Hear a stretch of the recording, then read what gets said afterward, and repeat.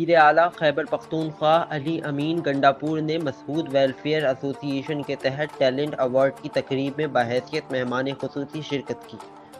इस मौके पर वज़ीर आला खैबर पख्तूनख्वा का कहना था कि सूबे बशमूल जम्मू अज़ला में अमन का क़याम सूबाई हुकूमत की सबसे अहम तरजीह है। कबायली अज़ला के लोगों ने मुल्क के लिए बड़ी कुर्बानियाँ दी हैं, लेकिन बदकिस्मती से हुकूमती सतह पर उनकी कुर्बानियों का एतराफ़ नहीं हुआ।